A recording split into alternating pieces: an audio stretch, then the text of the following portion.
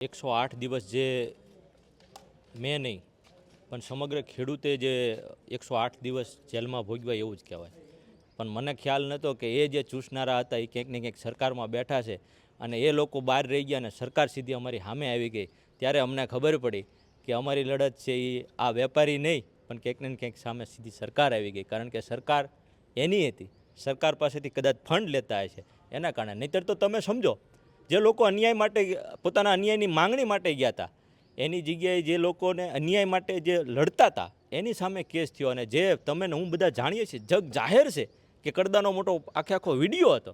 હાલો, એના ઉપર કેસ કરવા માટે કોઈની જે સિંઘમ હતા એની હિંમત ન આલી. પણ દુઃખ એ બાબતનું છે, અમે દુશ્મન તો કોઈ નહોતા ને, અન્નદાતા હતા. અમે અન્ન પકવી અને જગતનો પેટનો ખાડો અમે પૂરનારા હતા.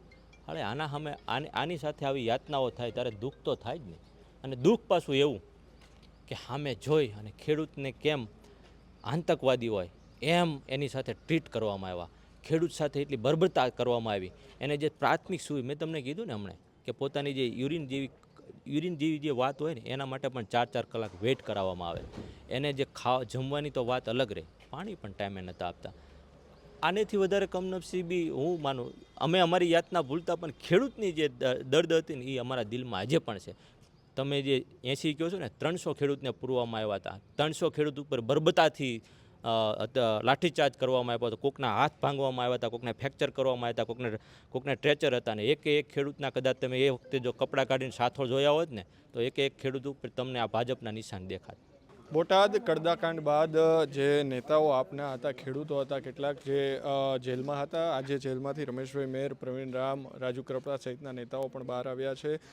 રમેશભાઈ, શું કહેશો? 108 દિવસ જેલમાં રહ્યા અને આજે જેલમાંથી છુટકારો થયો છે. આમ જુઓ ને તો 108 દિવસ જે મેં નહીં પણ સમગ્ર ખેડૂતે જે 108 દિવસ જેલમાં ભોગવ્યા એવું જ કહેવાય. કારણ કે અમે અંદર હતા પણ ખેડૂતની વેદના બહાર હતી. ખેડૂતના સતત અમારા પરિવાર સાથે સંપર્ક હતો. ખેડૂતની જે અમને હૂંફ મળી છે, ખેડૂતની જે અમને હૂંફ અને જે સહકાર મળ્યો છે એ બદલ પહેલાં તો સર્વે ખેડૂતનો ખૂબ ખૂબ આભારી છે. કે એ લોકો એમ કહેતા હતા કે સાહેબ ભલે અમારા માટે અંદર જ ગયા હોય પણ તમે અમારા માટે જે કંઈ સાહેબે કર્યું છે એનું આવનારા સમયમાં અમે એમને પણ સાથ આપશું. અને લોકોએ એ રીતે પૂરેપૂરો પરિવાર અને લોકોને અને ખેડૂત જે અંદર હતા એને પણ સાથ અને સહકાર આપ્યો છે. એ બદલ સર્વે ખેડૂત અને સમગ્ર ટીમ તો હું ખૂબ ખૂબ આભારી છું. આજે આખો હળદર કાંડ થયો, તેમને કેવી રીતે જોઈ રહ્યા છો? હળદર આમ તો કાંડ ન કહેવાય. હળદર છે ને એ ઉપજાવેલી એક ઘટના હતી કે ક્યાંક ને ક્યાંક અમારી લડત જે હતી ને ખેડૂતની એ કોઈ સરકાર સામે નથી. અમારી લડત હતી ને એ જે ખેડૂતના જે ખૂન ચૂસનારા લોકો હતા, જે લોહી પીનારા લોકો હતા, જેનો મહામૂલો પાક હોય એ જ્યારે લઈને જાય અને એના કડદાના નામે જે એનું જે શોષણ કરવામાં આવતા, અમારી લડત એની સામે હતી. પણ મને ખ્યાલ નહોતો કે એ જે ચૂસનારા હતા એ ક્યાંક ને ક્યાંક સરકારમાં બેઠા છે અને એ લોકો બહાર રહી ગયા અને સરકાર સીધી અમારી સામે આવી ગઈ. ત્યારે અમને ખબર પડી કે અમારી લડત છે એ આ વેપારી નહીં પણ ક્યાંક ને ક્યાંક સામે સીધી સરકાર આવી ગઈ. કારણ કે સરકાર એની હતી, સરકાર પાસેથી કદાચ ફંડ લેતા હશે એના કારણે. નહીંતર તો તમે સમજો, જે લોકો અન્યાય માટે પોતાના અન્યાયની માંગણી માટે ગયા હતા એની જગ્યાએ જે લોકોને અન્યાય માટે જે લડતા હતા એની સામે કેસ થયો. અને જે તમે ને હું બધા જાણીએ છીએ, જગ જાહેર છે કે કડદાનો મોટો આખો વિડીયો હતો. હાલો, એના ઉપર કેસ કરવા માટે કોઈની જે સિંઘમ હતા એની હિંમત ન આલી.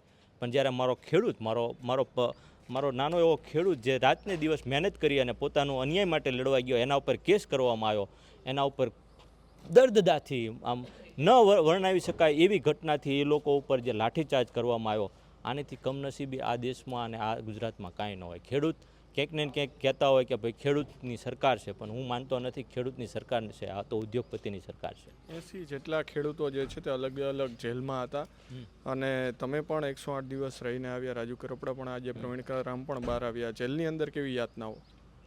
જેલની અંદર યાતનાઓ તો વર્ણવીને તો કદાચ આપણે દિવસોના દિવસો વ્યા જાય.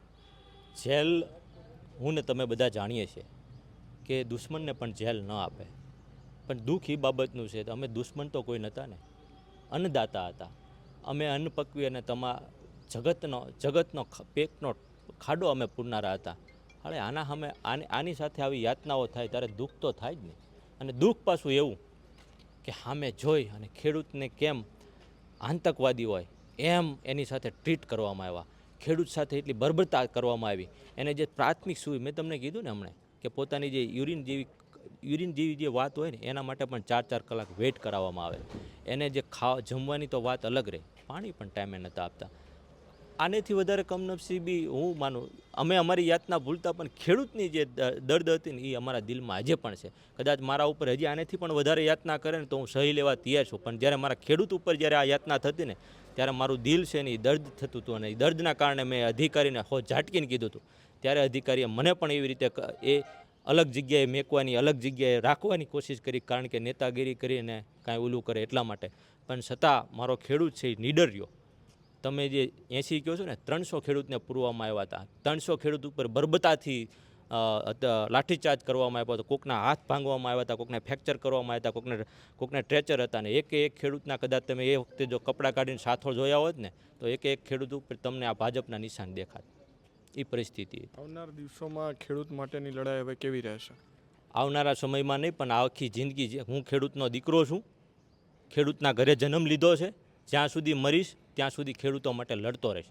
અને આવનારા સમયમાં આ લોકોની જે ઓકાત છે એ મેં બતાવશું. બિલકુલ. તો હતા આપણી સાથે રમેશભાઈ, તેમણે કહ્યું કે ખેડૂતો માટેની લડાઈ છે તેઓ આવનાર દિવસોમાં પણ લડતા રહેશે. કેવિન નિમાવત સાથે મયુર સરવૈયા, સ્વરાજ મીડિયા, રાજકોટ.